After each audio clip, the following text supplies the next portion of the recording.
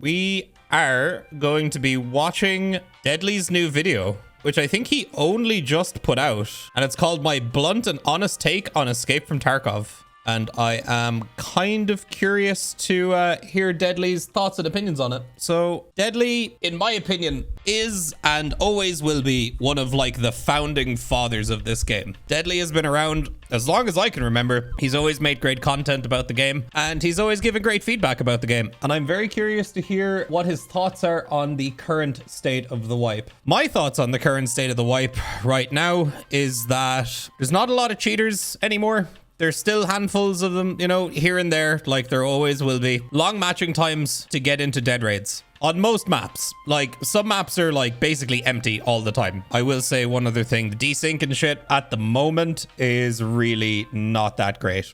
What is going on, everybody? Welcome back to the channel. Today, I'm going to talk a little bit about Escape from Tarkov and where we're at with this wipe, and some comments I've been seeing on social media that are very similar to ones that I've seen in the past. And since there's a lot of new people in the Escape from Tarkov community, or there has been over the years, I want to explain my perspective on how the life cycle of the game works and how it has in the past, and maybe even provide some suggestions on how it could improve. So that is one quick point, obviously. We are, you know, a couple of months into the wipe now. And, you know, the same thing kind of happens every year. And we are getting to that point where the raids are just going to be quieter and shit, you know, but sure. So we are currently over 4 months into the recent Escape from Tarkov patch that introduced the map Streets of Tarkov, among other things, including the new audio system, which is probably the most criticized new feature or change to the game in quite some time. And with all the recent updates over the last few months and the ones that are going to be coming out in the future, as we can see in the timeline and the roadmap that was just released by Battlestate Games, there is a lot of work that needs to be done to make the sound profile better. And it's probably one of the biggest issues that players have with the game right now, other than maybe cheating and optimization. And with the new patch, brought some exciting new things into the community. Lots of players that are checking out the game for the very first time. New content creators and streamers seeing all the hype with Twitch drops, and they want in on some of the action.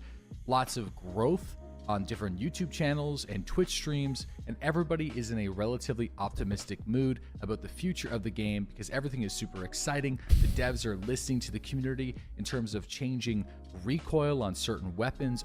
that is one thing I will say. I feel like BSG have been the most communicative they have probably ever been. Adjusting stamina, very proactive because everyone is super supportive and excited for the future of the game.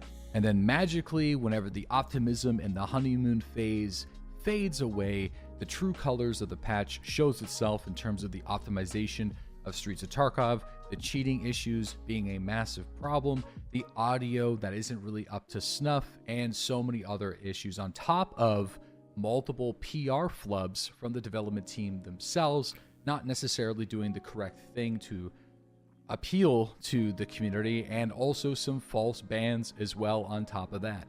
And then of course, a few weeks after that, we have the bombshell of a video by Goat that showcased that there are in fact just as many cheaters as people are assuming, in fact maybe even more.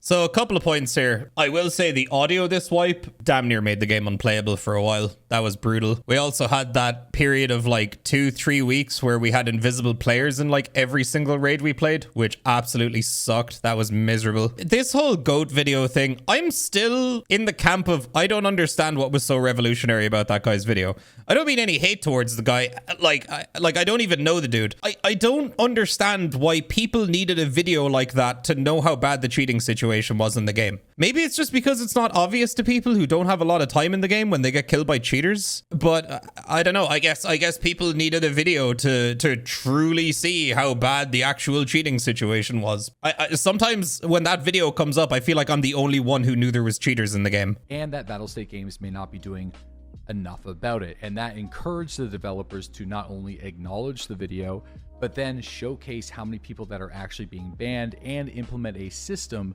that whenever you report somebody that actually ends up being banned, you're going to get notified of that actually happening.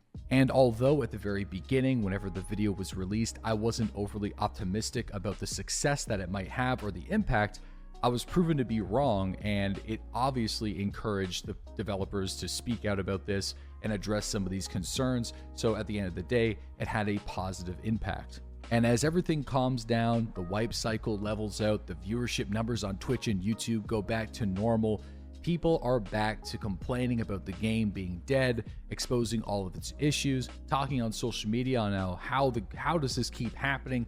Every 60 to 90 days, the game seems to die time after time. If the flea market wasn't in, it would be better if the old patches were here, if inertia wasn't added. Complaining that the players are too fast, the players are too slow, the soft skills are too OP, they're not OP enough. You know, this is just going to be the normal phase of Escape from Tarkov until the next update is. Okay, one thing I do want to say, I'm very excited for them to rework the soft skills because I think they are in dramatic need of a change, and I think there could be like a much better system implemented, but that's just my take on it. Close, and it seems to be the next update will not bring a wipe.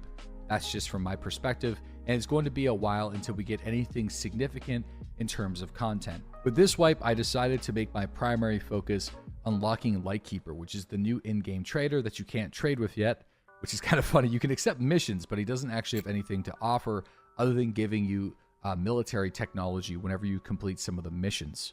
But I've been playing the game long enough that any sort of in-game interaction with an NPC that is just other than just shooting them is something that I wanted to experience. So I made it my #1 goal, instead of just getting the Kappa container for the 12th, 13th, I don't know how many times I've gotten Kappa, but you get the idea. And I was actually able to unlock Lightkeeper without actually cheesing it, which I felt was more rewarding because it's, in my opinion, it was just kind of weird to see everybody get so excited about sharing their achievements of obtaining Kappa and then unlocking Lightkeeper. And then if you ask them, hey, did you actually do the missions legitimately? And they would say no. That's like, I don't know, celebrating that you got the Stanley Cup, but you only got to just hold it for the day and you didn't play for the team. It just doesn't have the same impact.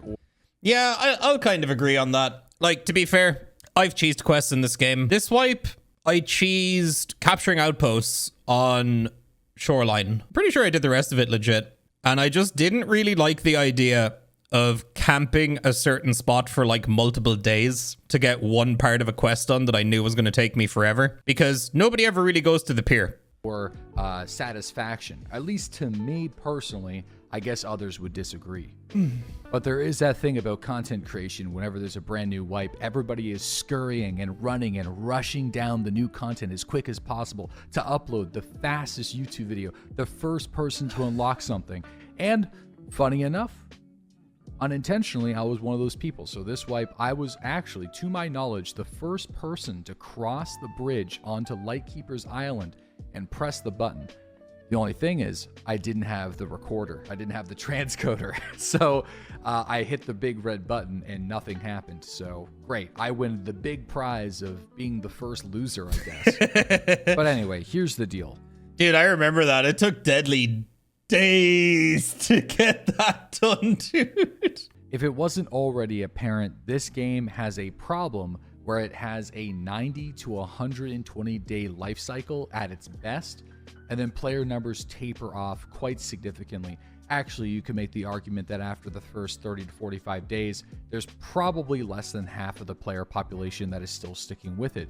And why is that? Well, just to point out the obvious, people like playing Escape from Tarkov when the playing field is fair and everybody is starting from ground zero. We're all level 1, we're all grinding our skills, we're all doing missions, getting keys for the very first time, maybe unlocking a trader faster than some of your friends or competitors, so you get access to some of the new weapons and equipment, which gives you a slight edge. The gunfights feel more fun because not everybody has maxed soft skills, making them run around at a speed in which the servers can't keep up because the desync. And then also, not everybody is running the best meds, and they have weird ammunition and weapons that are not laser beam HK416s with dudes that are just not even aiming their gun, spraying 60 round magazines and acting like they're a god in the game. Guns with 0 recoil while rocking Class 5 face shields and Class 6 body armors, going up against players that can't even penetrate your body armor, using a weapon that doesn't require you to really compensate for the recoil at all, using ammunition that negates the body armor effects of your enemies. That's some real skillful stuff right there. When the majority... Yeah, I can agree with that. I can agree with that. I mean, like, I'm kind of guilty of it too. I'm not guilty of it in the sense that that's my primary goal, to where I want to set out to get that stuff so I can be unkillable. I can be, you know, just shitting on everybody, no problem. I've spent so much time playing this game that, like, getting from level 1 to max traders, like, for me it's really not that big of a deal. But it's never with, like, the intent that I want to get this better stuff so I can be this unkillable monster. Because anybody who watches my content knows that will, like, you could put me in the best gear in the game. Day 1 of the wipe, I would still find a way to die to some naked dude with a pistol. Like, it'll just happen. Like, I am prone to death in this game. Majority of the player base feels like that is the enemies that they're going up against consistently, the fun fades away fast. It's one of the biggest reasons why the gunfights are so good, and then they quickly taper off and become rather lame. Nice now, three-piece. There is a period of time where the majority of the enemies will average out and you'll get some decent fights, but in the current state of the game, especially if you go to any location with high value loot during prime time, especially labs, this is the type of stuff that you're going to be encountering. And one of the reasons why a lot of players don't enjoy those types of maps, they're not necessarily playing the game they signed up for. They're just jumping into a completely different experience where the fastest player with the lowest recoil weapon that shift W's around a right peak the fastest gets the kill. And that's what frustrates people. Now here's a... I don't even play labs anymore. The only time I ever go to labs is for, like, if I need a quest item. I don't play that map because that's literally all labs is. It's sprint around with 0 recoil guns, hold right hands. If you miss your shot, you back up, you hold another right hand, you back up, you hold another right hand until you win. And that's all labs is. And it's really boring. Counterpoint and part of the problem with Escape from Tarkov. Using this equipment is extremely fun. Winning in Tarkov is awesome. Everybody wants to win. So that is why you use the best armor, you use the best weapons, you use the best ammo available to you. The more you play, the more money you make, the more accessible you have. The more you play, the more money you make? Shit, is that how it works? Damn, doodles, I'm broke, brother. Shit, give me some tips, dude. Traders and your survival capabilities increase significantly, especially if you're playing with a couple other people that can back you up or hide your gear if you die. It's fun, right? So you have an issue where the gunfights are at their best when nobody really has anything. But having gear is extremely fun. But if too many people have the gear, it's no longer fun. So it's the problem that Tarkov currently That's funny. faces. Yeah. Now, years ago, I mentioned this in probably a very similar video. I may not have been the first person to suggest this because it is not an original idea. I know other people have made videos on this exact same idea. Probably lately, I suspect, considering the current climate in Escape from Tarkov. And no, I have not watched. Let's hear it. Have I made a video on this? Quite possibly. Let's hear it. Videos, so I don't know if I'm copying somebody or not, but I'm going to say it anyway. Tarkov needs an escape prestige system. Oh my God! At least initially. Okay, so no shit. I think I might have actually been the first person to make a video on this. Balancing Tarkov, locking labs, prestige system. These were my suggestions. Bro, look at me in this video. Look at this thumbnail, bro. June 25th, 2020, I uploaded this video. It's almost 3 years ago. Where players can actually quote unquote escape to manually reset their accounts for some sort of reward. Either a better hideout, access to different traders, access to unique cosmetics. Think about how many people actually farmed Killa 100 times just to get a tracksuit they would never use. I think that would be a really good start for Battlestate Games to focus on ways on extending the patch, and then also creating additional avenues to maybe provide some of these prestiges or escape earlier on in the game, where people don't feel like they need to play for like hundreds of hours to actually get some of this cool stuff. Maybe people can carve their own path in Escape from Tarkov based off of whether or not they actually want to leave the territory and return to have a slightly different experience. One example would just be making a ghillie suit a prestige item where you actually have to get to like level 45, leave Escape for Tarkov, level back up to 45, and you would actually unlock something unique and cool. Or unique dog tags where your dog tag is gold or platinum or... This is verbatim what I said in my video. It's great. Something customized. People love melee weapons. Melee isn't even that usable in Escape for Tarkov, but people love getting the taiga and the military sword. There's also plenty of players that choose to not wear a helmet, just to wear a cool backwards hat or some sort of camo hat that they find makes their characters stand out amongst the crowd. Maybe even unique character models, where instead of just choosing the initial 5, you can unlock some really interesting ones, or maybe even boss faces or something. There's lots of different little things that you can do to incentivize the players to reset their characters themselves within the period of the patch to unlock cool things that make them stand out amongst the crowd. And you can go on and on about ideas, even in the hideout, different traders, stash capacity, different prices at the traders, different barters that are available, maybe unique extractions that are available if you've prestiged a certain number of times, different scavs that might be available to you. At this point, cringe copy content. Shut the fuck up. On. It could be done with a little bit of creativity. There should be a section in Tarkov, right? You have your quests, and then you have another tab called challenges. And once you complete a certain set of challenges, maybe you unlock a camo for your gun. Maybe you unlock a cosmetic for your PMC. Maybe you unlock a different dog tag that your PMC can drop to show that you've completed these challenges. It would add so much just fun content to the game, because then when we're finished all our quests, it's not just get on, all right guys, today we're gonna go play customs. I'm gonna use a mutant and we're gonna go try and kill people. It's so boring. Like, it's so boring because there's nothing to work towards. That's why the early game in Tarkov is so fucking fun, because you have so much shit to do.